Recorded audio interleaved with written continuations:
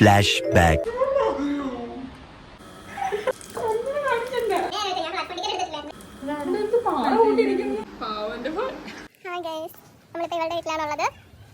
ഞങ്ങൾ വെറുതെ ഇരുന്നപ്പോൾ ഞങ്ങൾക്കൊരു പ്ലാൻ കേട്ടോ, ഏത്തയ്ക്കാപ്പം ഉണ്ടാക്കിയാലോ എന്ന്. അപ്പോൾ സാധനങ്ങൾ നോക്കിയപ്പോൾ ഏത്തയ്ക്കയും മൈദയില്ല, മെയിൻ സാധനങ്ങൾ രണ്ടും ഇല്ല. അപ്പോൾ തന്നെ കടയിൽ പോയി അത് മേടിച്ചുകൊണ്ട് വന്ന് ഏത്തയ്ക്കാപ്പം ഉണ്ടാക്കാനുള്ള ഒരു തയ്യാറെടുപ്പിലാണ് കേട്ടോ. ഞങ്ങൾ എന്തെങ്കിലും ചെയ്യാൻ തുടങ്ങിക്കഴിഞ്ഞാൽ പാചകത്തെക്കാട്ടിലും കൂടുതൽ വാചകമായിരിക്കും നടക്കുന്നതെന്നുള്ള കാര്യം ഉറപ്പാണ്. മൈദ, അരിപ്പൊടി, മഞ്ഞപ്പൊടി, ഉപ്പും പിന്നെ കുറച്ച് പഞ്ചസാര ഇട്ട് വെള്ളം ഒഴിച്ച് നന്നായിട്ട് കുഴച്ചെടുത്ത്. ആദ്യം വെള്ളം ഒഴിച്ച് കുഴച്ചപ്പോഴാണ് മനസ്സിലാവുന്ന വെള്ളം കൂടിപ്പോയി. അങ്ങനെ പിന്നെ അത് കോമ്പൻസേറ്റ് ചെയ്യാൻ പൊടിയിട്ട്, അപ്പോൾ വെള്ളം കുറഞ്ഞു പോയി. അങ്ങനെ കുറേ നേരം അതിനകത്ത് തന്നെ ഒരു മൽപ്പിടുത്തമായിരുന്നു. ഞാൻ പറയാണ് കേട്ടോ, എങ്ങനെയാണ് ഇത് ഉണ്ടാക്കുന്നതെന്ന് ഞാനൊരു വിശദീകരണം നടത്തും.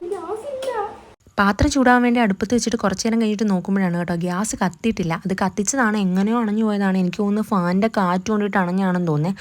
അതൊക്കെ പിന്നെയും കത്തിച്ച് റെഡിയാക്കി വെക്കുകയാണ് ഞങ്ങൾ. നേരത്തെ പറഞ്ഞുകൊണ്ട് ഞങ്ങൾക്ക് ഉറപ്പായിരുന്നു പാചകമായിരിക്കും നടക്കാൻ പോകുന്നത്. ഞങ്ങൾക്ക് കുറേ ചിരിക്കാൻ പറ്റുമെന്ന് ഉറപ്പായിരുന്നേ. എന്ത് തൊട്ടാലും അങ്ങോട്ടും ഇങ്ങോട്ടും ഊക്ക് തന്നെ ആയിരുന്നു കേട്ടോ.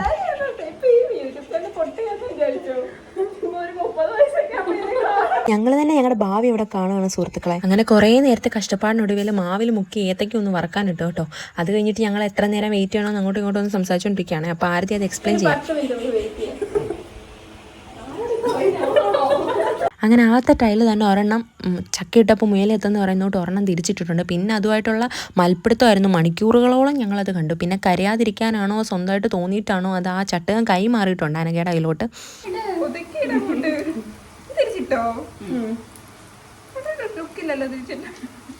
ഞങ്ങൾ അങ്ങോട്ടും ഇങ്ങോട്ടും ആത്മവിശ്വാസം കൊടുക്കണം കേട്ടോ. ഞങ്ങൾ ഉണ്ടാക്കിയത് എന്തായാലും കൊള്ളാം, കണ്ടിട്ട് ലുക്കൊക്കെ ഉണ്ട്, ഇത് കറക്റ്റ് ഏത്തയ്ക്കാപ്പം ആവും എന്നൊക്കെ തന്നെ അങ്ങോട്ടും ഇങ്ങോട്ടും സമാധാനിപ്പിക്കുകയാണ്.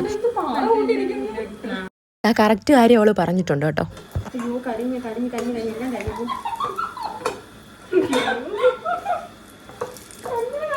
നേരത്തെ പറഞ്ഞതുകൊണ്ട് വാചകം അടിച്ച് സംഭവം കരിഞ്ഞിട്ടുണ്ട്. ഒരുപാടൊന്നും കരിഞ്ഞില്ല കേട്ടോ, അതിന് മുന്നേ കണ്ടുപിടിക്കാൻ പറ്റി. പച്ചക്കള്ള കേട്ടോ ഈ പറയുന്നത്. ഞാനത് ഇൻട്രോയിൽ കൊടുത്തിട്ടുണ്ട്. ഞാൻ ആദ്യമേ അവളോട് പറഞ്ഞത് ഇത്രയും മാവ് വേണ്ടാന്ന്.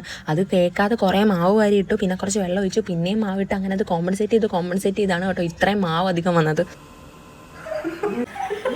ഇതിൽ ഏറ്റവും കോമഡി ഇതൊന്നും അല്ല കേട്ടോ. ഇവള് ബിരിയാണി വെച്ച് തരാമെന്ന് പറഞ്ഞാണ് ഞങ്ങളെ ഇങ്ങോട്ട് വിളിച്ചത്. ഞങ്ങളുടെ എന്തോ ഭാഗ്യം കൊണ്ട് ആ പ്ലാൻ ഉപേക്ഷിക്കേണ്ടി വന്നതാണ് കേട്ടോ. അതിൻ്റെ കൂടെ തന്നെ ഞങ്ങളൊരു ചായയും കൂടെ വെച്ചിട്ടുണ്ടായിരുന്നു കേട്ടോ. സ്വന്തമായിട്ട് ആ ചായ നോക്കി കൊള്ളാമെന്നും കുറേ കഥകളും പറഞ്ഞ് ആ അടുക്കള ഒരു അംഗക്കളം ആക്കിക്കൊണ്ടിരിക്കുകയാണ് കേട്ടോ എല്ലാവരും കൂടെ. നമ്മുടെ ഏത്തയ്ക്കാപ്പം റെഡി ആയിട്ടുണ്ടേ.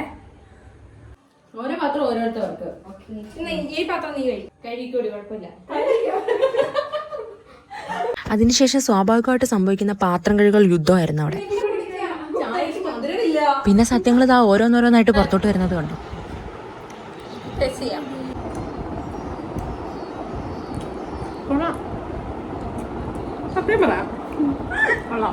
ശരിക്കും കൊള്ളാം കേട്ടോ. എല്ലാവരും ചാനൽ സബ്സ്ക്രൈബ് ചെയ്യണം. ഇനിയൊരു വീഡിയോ ആയിട്ട് വരാം. ടാറ്റാ.